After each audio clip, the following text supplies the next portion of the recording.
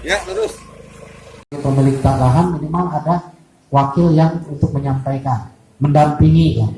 Ini di tanahnya ada apa aja, sampaikan. Nanti ada petugas-petugas. Jadi jangan sampai nanti petugas ke lapangan Bapak Ibu tidak ada. Nanti ada hal-hal yang belum terinventarisir misalkan. Harus diperhitungkan dalam tim penaksir, tim appraisal tadi. Ini jangan sampai timbul miskomunikasi. Jadi silakan sejelas-jelasnya. Jadi era sekarang ini era terbuka, jangan pernah berprasangka nanti Pak Lurah, Pak Camat berdampak positif negatif. Tinggal Bapak Ibu sekalian menyikapi terhadap perkembangan pembangunan yang terjadi di wilayah Kecamatan Bojonggede, khususnya Desa Susukan. Terus kami juga titip, ini mohon maaf ketika masyarakat berbicara yang terbebaskannya rumah satu-satunya, udah tanahnya terbatas, jangan gelap mata nanti malah dibeli yang enggak. Kalau bisa untuk beli rumah lagi. Ini pasti ada bedol RT ya Pak ya? Ada yang hilang nggak RT-nya Pak Lurah? Ada yang hilang nggak RT-nya? Ada RT yang hilang ya? Gimana Pak RT-nya tuh? Ya nanti titip lah, karena sebetulnya spotnya tidak terlalu jauh di wilayah Kecamatan, khususnya Desa Susukan. Sekitar kurang lebih 69 hektar Pak, 69 hektar. Dan yang paling agak besar ini di Desa Susukan Pak. Di Desa Susukan itu kurang lebih ada sekitar 1.500 bidang. Kalau di Bojonggede ini kira-kira 12 hektar Pak, kurang lebih Pak. Total keseluruhan itu sekitar 34 hektar Pak, itunya dari 1.500 bidang. Nah, itu sekitar 34,7 hektar. Nah, ini mohon untuk bapak-bapak dan ibu-ibu, ini awal dari kita pertemuan, ini baru awal untuk pendataan Pak.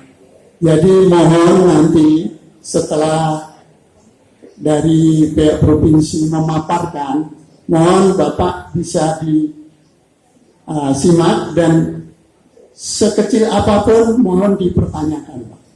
Ini ada tanya jawab Pak. Jadi saya rasa itu aja yang saya sampaikan. Bojonggede Depok Antasari ini seksi 4 adalah untuk meningkatkan aksesibilitas dan konektivitas atas kapasitas jaringan jalan sehingga dapat meningkatkan produktivitas dan daya saing serta akan mendorong pertumbuhan ekonomi dan kesejahteraan masyarakat. Jadi intinya di sini bahwa tujuan dibangunnya tol Depok Antasari ini adalah untuk mendorong pertumbuhan ekonomi dan kesejahteraan masyarakat. Di mana tujuannya adalah pengembangan jaringan jalan tol, meningkatkan aksesibilitas dan untuk mengurangi kemacetan di wilayah Bogor dan DKI Jakarta serta mengakomodir pergerakan kendaraan lalu lintas dari utara selatan maupun sebaliknya. Ini seperti ini Bapak dan Ibu, kalau melihat dari maksud tujuan dan manfaatnya ini sangat besar sekali manfaat dibangunnya pembangunan jalan tol Depok Antasari ini. Bapak dan Ibu yang saya hormati, seperti kita ketahui bersama bahwa jalan tol Depok Antasari ini merupakan bagian dari proyek strategis nasional. Jadi ini sudah ada di dalam peraturannya, di dalam peraturan Menteri Koordinator Bidang Perekonomian nomor 21 tahun 2022. Dan ini ada beberapa perubahan peraturan. Ini sudah jelas ada di dalam peraturan bahwa jalan tol Depok Antasari ini merupakan proyek strategis nasional. Jadi proyek strategis nasional ini merupakan program kebijakan pemerintah pusat dan ini merupakan program Presiden Jokowi. Jadi ini dilaksanakan oleh tim persiapan pengadaan tanah. Jadi kami dari tim yang dibentuk oleh gubernur untuk membantu gubernur di dalam melaksanakan pemberitahuan rencana pembangunan. Jadi tahapannya adalah pemberitahuan rencana pembangunan. Jadi sekarang yang disebut dengan sosialisasi. Jadi menyampaikan kepada Bapak dan Ibu bahwa akan ada rencana pembangunan jalan tol Depok Antasari seksi 4. Itu yang disampaikan dengan maksud dan tujuan tadi seperti yang saya sampaikan. Itu seperti itu. Kemudian nanti setelah acara sosialisasi atau pemberitahuan awal, nanti akan dilanjutkan dengan pendataan awal lokasi rencana pembangunan. Jadi tadi Pak Camat juga sudah menyampaikan atau Pak Kades bahwa Bapak dan Ibu diminta untuk membawa fotokopi yang terkait dengan kepemilikan Bapak dan Ibu semuanya. Ya, seperti itu. Dan kemudian sesudah kita pendataan awal, nanti akan ada konsultasi publik rencana pembangunan. Jadi itulah yang itulah yang merupakan tahapan persiapan Bapak dan Ibu. Kemudian dilanjut untuk tahapan persiapan tadi sudah ada susunannya. Susunannya itu sudah sesuai dan tugasnya juga memang sudah ada di dalam ketentuan peraturan dan perundang-undangannya. Jadi kalau susunan tim persiapan ini adalah dari asisten yang membidangi urusan pemerintah akan diundang kembali seperti ini untuk konsultasi publik. Konsultasi publik ini apa? Jadi kesepakatan pihak yang berhak dan masyarakat untuk menyepakati rencana lokasi pembangunan. Baru rencana lokasi pembangunan, belum ke nilai atau harga dan sebagainya.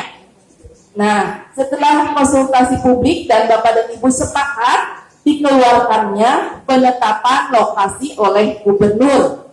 Dan kami dari pihak tim persiapan selesai tugasnya sampai penetapan lokasi gubernur. Dan itu nanti akan diumumkan di kantor kecamatan atau kantor desa atau di tempat-tempat umum. Nanti mungkin akan lebih jelas untuk tahapan pelaksanaan ini disampaikan oleh Ibu dari kantor pertanahan Kabupaten Bogor. Bapak dan Ibu, nanti untuk penetapan lokasi itu akan disampaikan, diumumkan di kantor desa, kantor kecamatan, dan sebagainya. Bapak dan Ibu nanti di pendataan awal, Bapak dan Ibu nanti akan diminta, akan diminta untuk kebutuhan tanah Pemprov Jawa Barat. Izin saya mewakili Kepala Kantor Pertanahan Kabupaten Bogor 1 ingin menyampaikan sosialisasi tahapan pelaksanaan pengadaan tanah untuk pembangunan untuk kepentingan umum. Jadi Bapak Ibu, sebagaimana tadi disampaikan oleh Ibu Aida bahwa pengadaan tanah untuk pembangunan kepentingan umum itu ada 4 tahapan, yaitu perencanaan yang dilakukan oleh instansi yang memerlukan tanah, yaitu dalam hal ini PUPR. Kemudian tahap persiapan yang dilaksanakan oleh tim persiapan dari Pemprov Jawa Barat. Kemudian nanti setelah Pemlog, Bapak Ibu setelah menyetujui, menyepakati pembangunan jalan tol Depok Antasari, kemudian keluar Pemlog, maka tahap selanjutnya adalah tahap pelaksanaan yang dilaksanakan oleh Badan Pertanahan Nasional, Kementerian Agraria dan Tata Ruang, Badan Pertanahan Nasional, pada khususnya yaitu oleh Kanwil Jawa Barat. Tapi nanti dengan melihat kondisi geografis dan SDM, Kanwil BPN Jawa Barat akan menugaskan ke Kepala Kantor Pertanahan Kabupaten Bogor